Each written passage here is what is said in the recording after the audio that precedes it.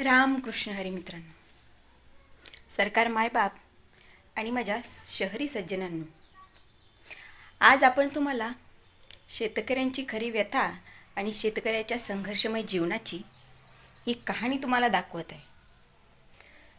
ना शहरी लोकांना घाम फुटतो, ना माझ्या सरकार मायबापाला घाम फुटतो. माझा शेतकरी राजा उठल्यापासून काय काम करतो आणि कसा दिवस काढतो हे पाहण्याची आणि दाखवण्याची वेळ आली आहे. सकाळी उठल्यानंतर या मुक्या जनावरांची देखभाल करायची, त्यांची शेणघाण काढायची, दूध काढायचं आणि डेअरीला वाढायचं, त्यांना खायला चारा पाणी द्यायचं, नंतर सावलीला बांधायचं.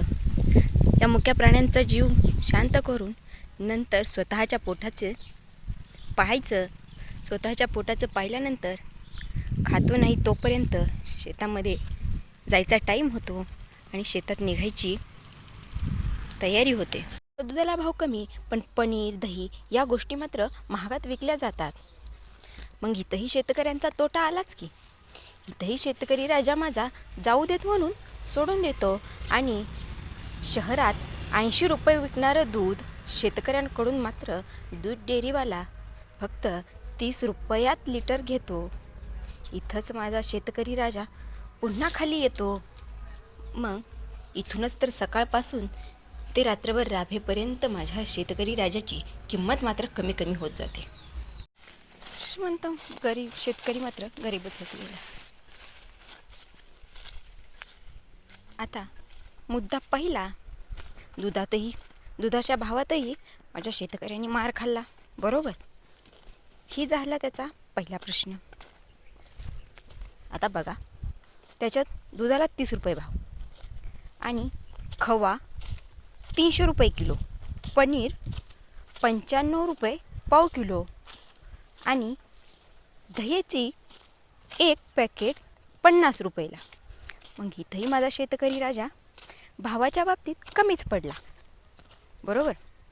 आता दुसरा मुद्दा हा की लाईट.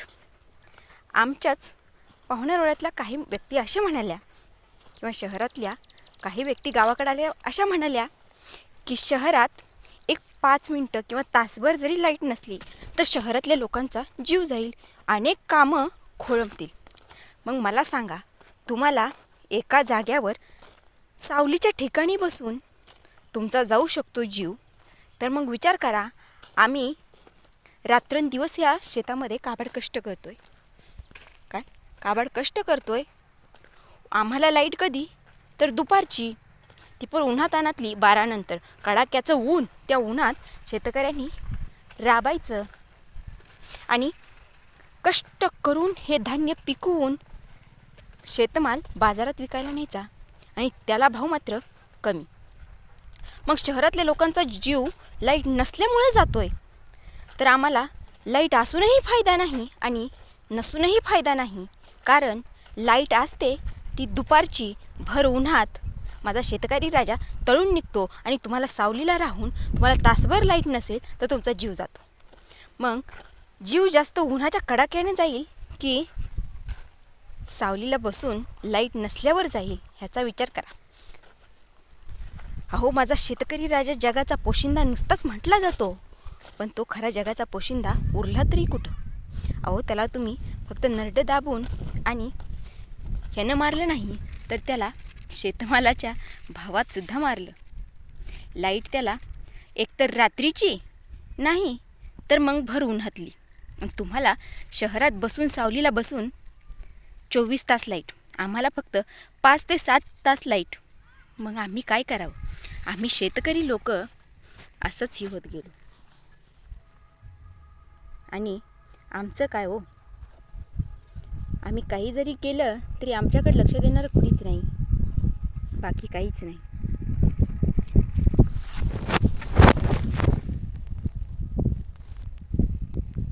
आम्ही लाईटीचा तर प्रश्न सोडला, इथंही आम्ही शेतकऱ्यांनी बिल भरू मेलो. पण लाईट मात्र 7 तास फक्त शेतकऱ्याला. त्यानं काबाड कष्ट करायचं, सगळ्यांना जगवायचं. काय तर म्हणे हा जगाचा पोशिंदा. आम्ही पोशिंद्याला तुम्ही कुठल्याच बाजूने ठेवलं नाही. जाऊ देत, हाही प्रश्न सोडून द्या. आम्ही शेतात काबाड कष्ट करतोच, पण त्याचबरोबर आम्ही माणुसकीही दाखवतो. अहो, आम्ही शेतात पिकवलेल्या धान्याला भाव मात्र कमी का?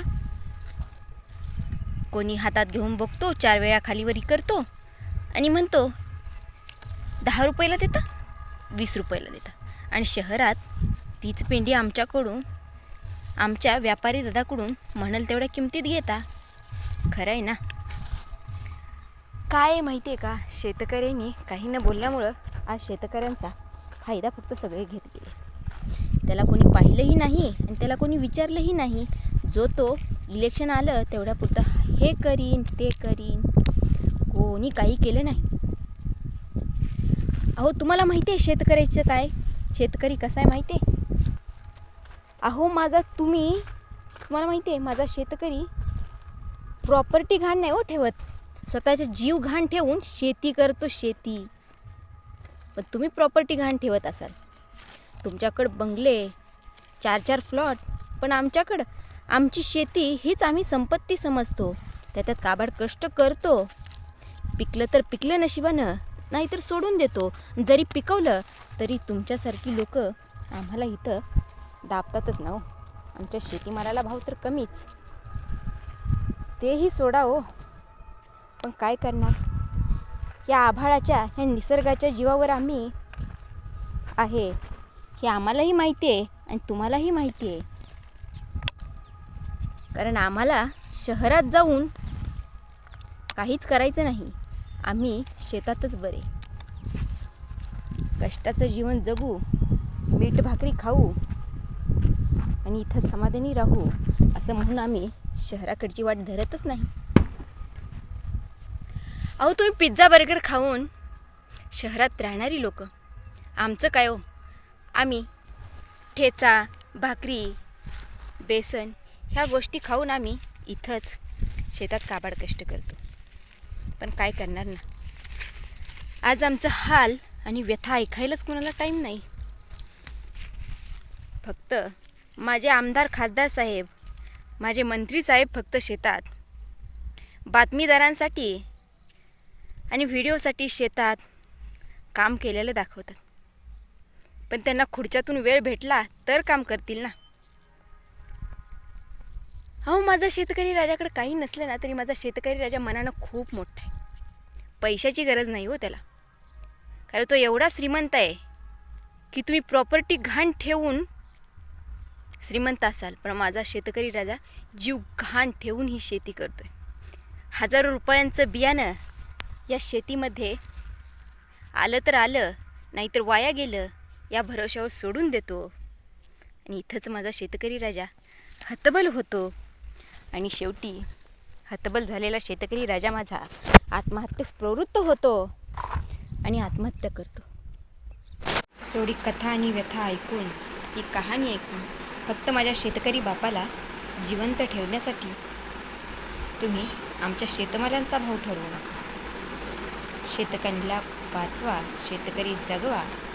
आपला कृषीप्रधान देश, या कृषीप्रधान देशातल्या या जगाच्या पोशिंद्याला जिवंत ठेवण्याचं काम तुम्ही करा. इतकंच. रामकृष्ण हरी.